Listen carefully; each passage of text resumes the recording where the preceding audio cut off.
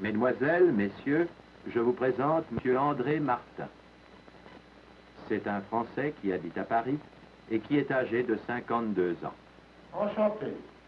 Et voici sa femme, Hélène. Elle est âgée de... Oh, pardon, madame. Et sa fille, Madeleine.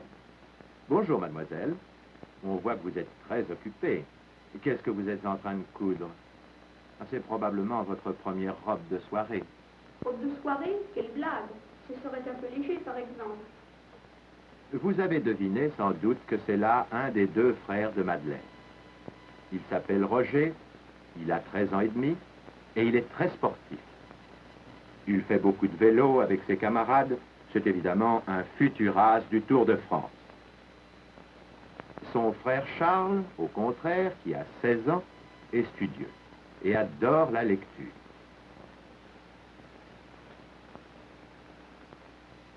Voilà donc la famille Martin. Elle joue le rôle principal dans notre film. Et finalement, me voici, moi, le commentateur. Eh bien non, vous ne me connaîtrez que par ma voix.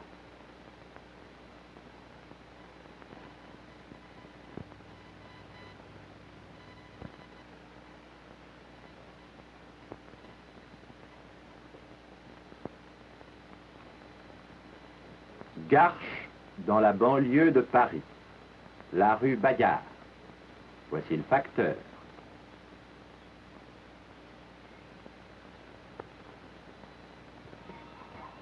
Ah, il y a du courrier pour le 32. C'est la maison des Martins.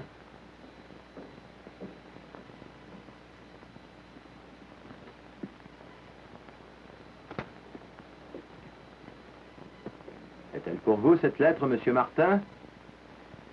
Où sont donc vos lunettes? Quand on a la vue basse, il ne faut pas les oublier, même en robe de chambre. Ah, les voilà.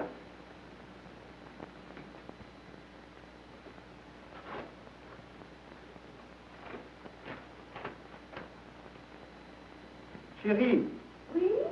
Voici une lettre de Madeleine. Elle annonce son retour d'Angleterre pour aujourd'hui même. Comment? 2 jours avant la date prévue? Pourquoi? Mais parce qu'elle rentre en avion. Son amie anglaise a pu lui procurer une place. Oh, quelle chance inespérée. Dire qu'elle verra Paris à vol d'oiseau. Enfin, tu vois ça? La tour Eiffel, qui se dresse comme une flèche tout près de la Seine. L'île de la Cité, ce berceau de Paris, avec la cathédrale de Notre-Dame.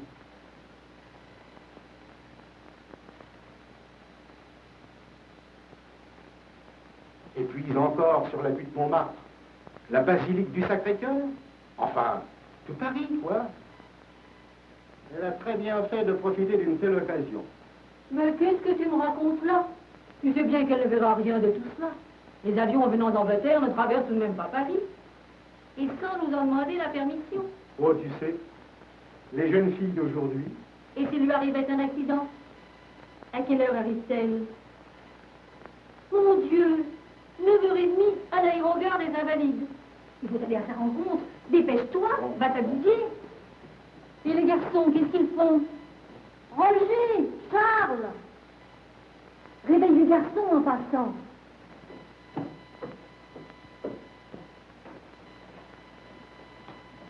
Levez-vous les gosses, c'est l'heure.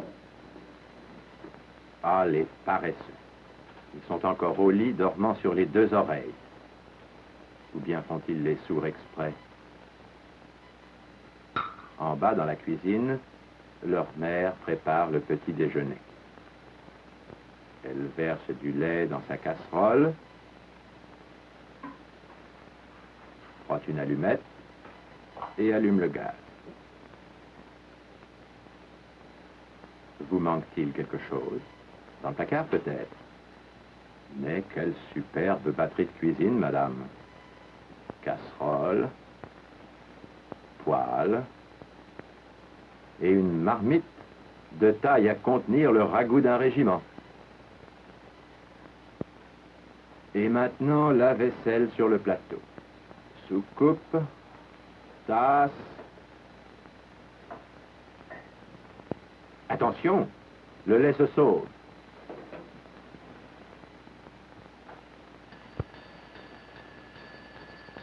Et voilà 7 heures qui sonnent et les enfants ne sont pas encore levés, madame. Roger, Charles! Oh là là! Réveillez-vous, vous allez être en retard. Ah, mes enfants, vous bâillez et vous vous étirez au lieu de vous lever. Dépêchez-vous donc. Ah, zut alors. Dis donc, Roger, il est déjà 7 heures passées.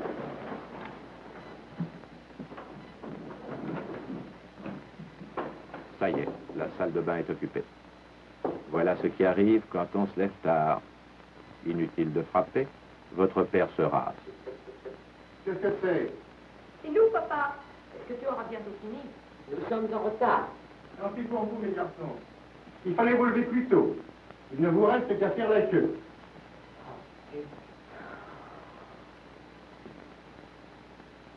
Je vous comprends, monsieur Martin. Quand on se rase, et avec un vrai rasoir encore, il est dangereux de se presser. Ah, ça alors. D'ailleurs, je vois que vous êtes un véritable artiste. La joue droite en descendant. La joue gauche en montant. Ensuite, le menton. Et puis sous le nez. Prenez garde de vous couper. Et vous voilà la figure remise à neuf. Ouvrez le robinet. Un peu d'eau pour enlever le savon. Et les garçons attendent toujours. C'est bien fait. Mais n'oubliez pas que vous devez aller à la rencontre de Madeleine. Elle, en ce moment, est confortablement assise dans son avion et regarde le monde de très haut.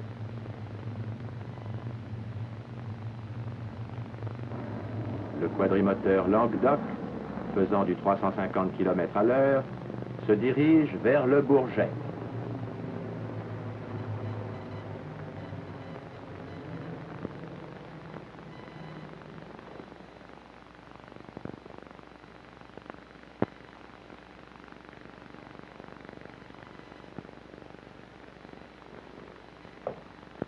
Voici ton café.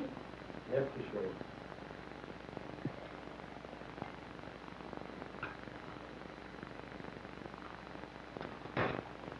Attention, il est bien chaud, ne l'avale pas trop vite.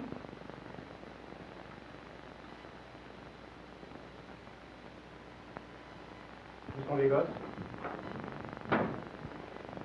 En voilà un qui descend l'escalier 4 à 4.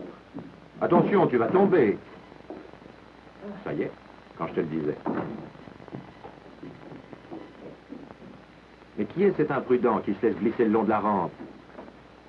Voyons, tu t'es fait mal? Espèce d'imbécile, il fallait descendre comme moi. Non, Bonjour les garçons. Dépêchez-vous. À la montre, vous avez 13 minutes pour avaler votre café et attraper votre autobus. Tiens, Charles, tu vois? C'est donc toi que je viens d'entendre tomber dans l'escalier? Oui, maman. Je parie que tu descendais par la rampe. Et tu sais bien que c'est descendu. Je... Pas la peine de dire le contraire, mon garçon. Et pourtant, ça m'étonne de toi. Enfin, je te conseille vivement de ne pas recommencer ou tu auras de mes nouvelles. Est-ce que tu t'es fait mal, mon fils? Ce n'est rien, maman, ça passera. Mangez donc, tenez. Merci. Je vous ai beurré des tartines, puisque vous êtes pressés. Non, c'est moi qui verse le café à partir d'aujourd'hui. On est assez des nappes tachées. Ce n'est pas toi qui paie le blanchissage.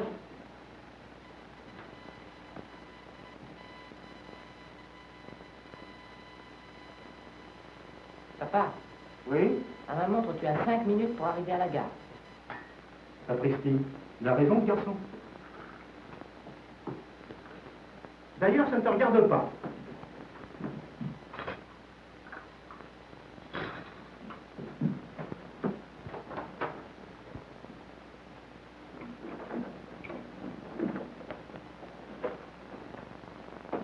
Alors, chérie, tu n'as rien oublié? Ta serviette, ton chapeau, tes gants. Où sont tes gants? Les voilà. Bon. Au revoir. Au revoir.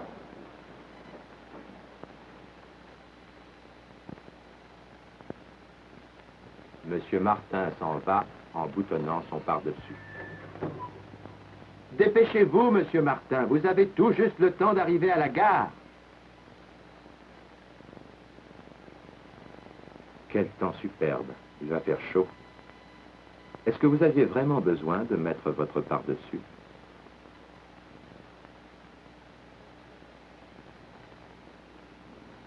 Mais qu'est-ce qu'il y a? Ah, c'est le train qui arrive. Il est déjà en gare. Courez, courez, vous avez encore une 50aine de mètres à faire. Toute la place de la gare à traverser.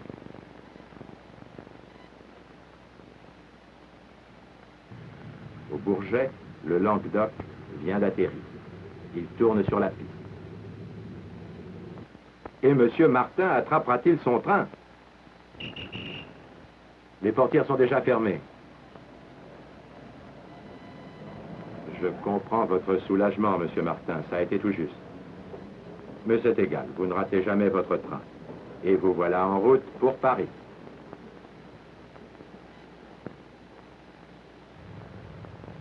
Bonjour, mademoiselle. Vous voilà revenu à terre. Que fait-on maintenant? C'est l'hôtesse de l'air qui vous le dira. Vous n'avez qu'à la suivre.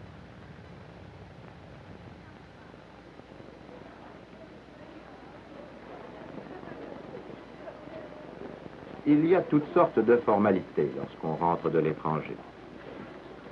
La visite des passeports, par exemple.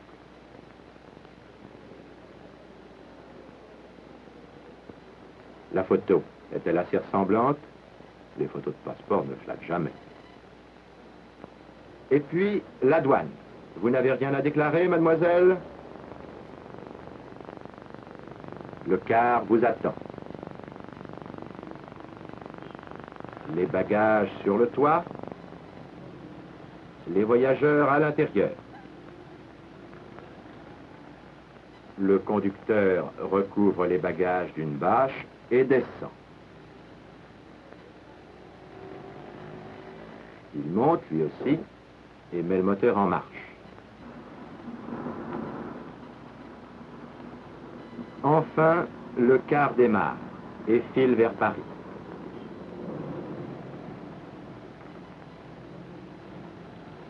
Il roule en cahotant sur le pavé. C'est aujourd'hui un jour de marché. Une scène très animée. Étalage tout le long du trottoir, camionnettes déchargeant leurs marchandises, un va-et-vient continuel.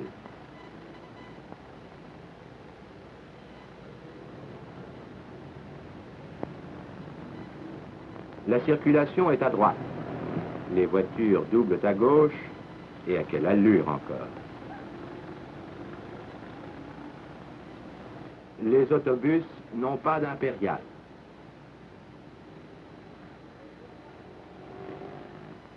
Le car passe sous un pont. Déjà la Villette, mais qu'est devenu Monsieur Martin? Paris terminus, tout le monde descend. Attention là, attendez l'arrêt du train.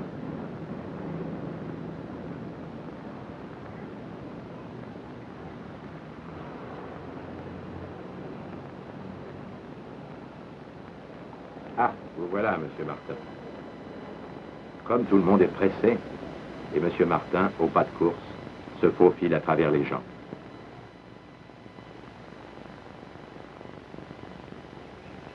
Il traverse la cour, comme il doit avoir chaud le malheureux en par-dessus, et va vers l'arrêt des autobus.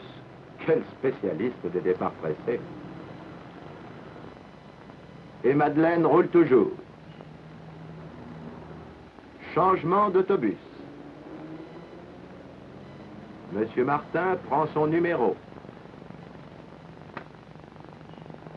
Oui, votre autobus n'arrive pas encore. Vous avez le temps de traverser la rue sans vous faire écraser et d'acheter un journal.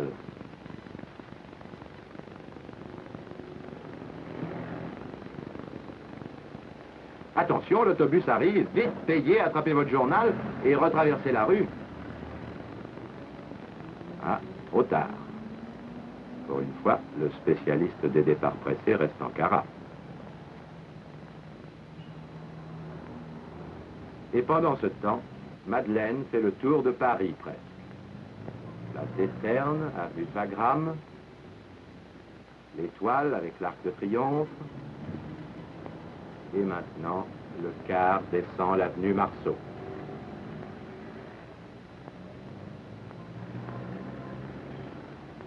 Bravo, monsieur Martin, vous n'avez pas manqué le suivant. Et vous voilà déjà place de la Concorde.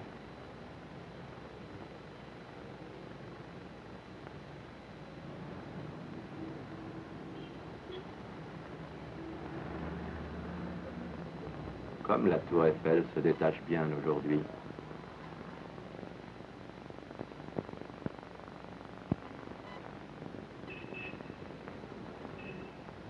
Et revoici le car, place de l'Allemagne.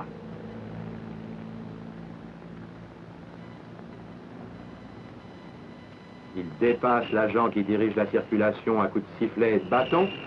Le voyage de Madeleine touche à sa fin. Mais M. Martin, lui, n'a pas encore terminé son trajet. Allez, vite, il n'y a pas de temps à perdre. Il faut encore courir un peu.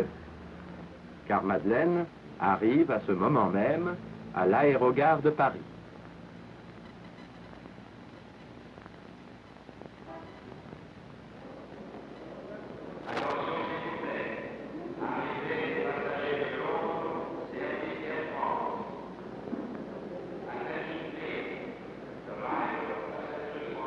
La voici, qui monte l'escalier avec les autres voyageurs pour gagner le hall.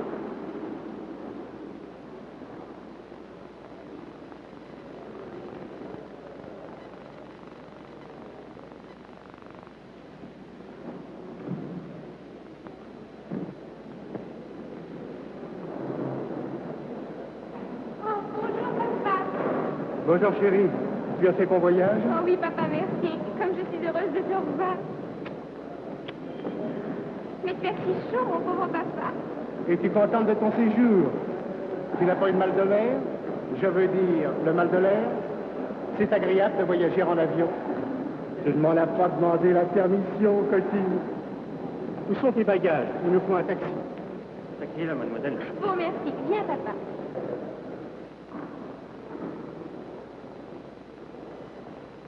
Hein? Ah, vous savez, les jeunes filles d'aujourd'hui. Au revoir, monsieur Martin. Au revoir.